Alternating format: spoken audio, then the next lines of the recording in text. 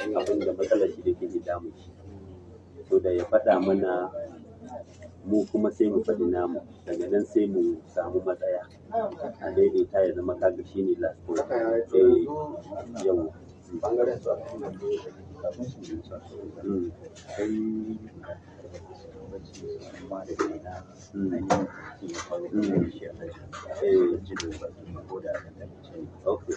to shi ke nan ta shi kalmar su da shi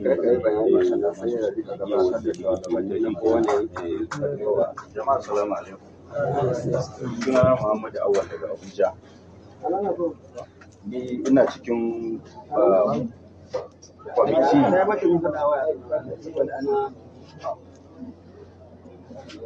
ina daga cikin wakilai wanda aka turo daga Abuja bangaren ministoci da suka samu tattauna da jami'an tsaro daga wasu daga cikin manya na gwamnatin tarayya Abuja, wanda da Bello muka taso daga Abuja kuma muka zo muka samu sauran abokan aikinmu da suke daga yankin Gusau har ta kawo yau muka zuwa wannan yanki. Game da Alhaji ya faɗa, wannan shine zama na uku. Mun yi zama a Bawo, mun yi zama a Bagega a Anka shekaran jiya, wannan shine zama na uku kuma insha Allah ba za mu tsaya iya nan ba, za mu ci gaba da yi.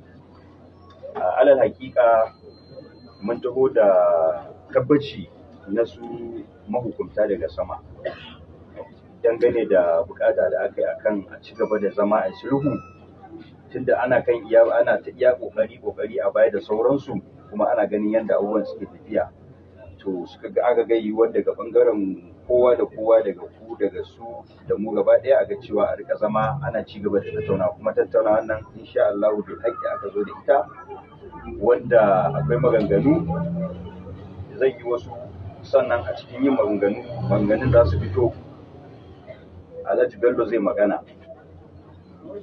A daga bangaren ku dai sako daga wajen gwamnatin tarayya shine suna masu nuna jin daɗin su da kuma yaba muku akan amsa kira ko kuma nuna cewa a zo a yi wannan zama a sulhu, kuma insha Allah abu ne na gaskiya da za a yi ci gaba da yi har a ga an cimma burin abin da aka saka a gaba insha Allah, saboda kowa ya koma yana cikin harkokinsa.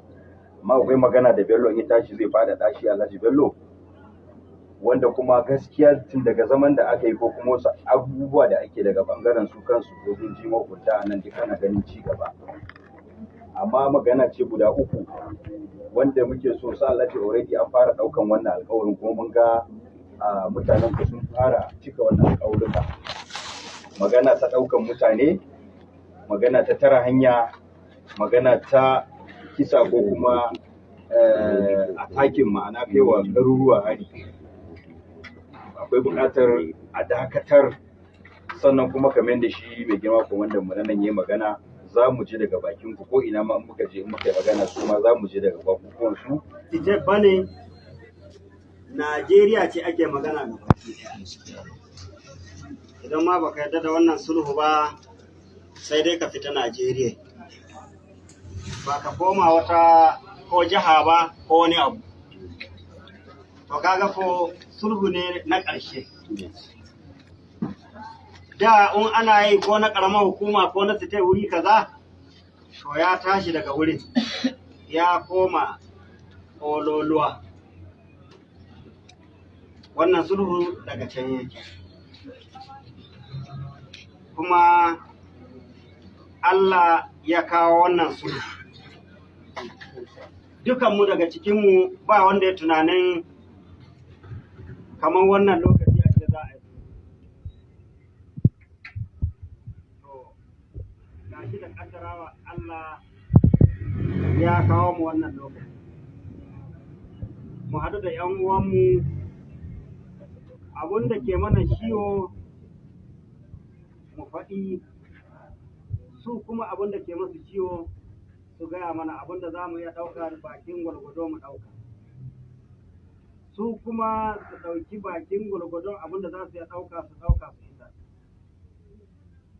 Wannan shi ne ya kawo mu wannan guri. Kuma daga wannan zaman ba an tsaya ba, duka gabaki ɗaya inda ake ganin kamar akwai 'yan bindiga wanda ake magana 'yan bindiga,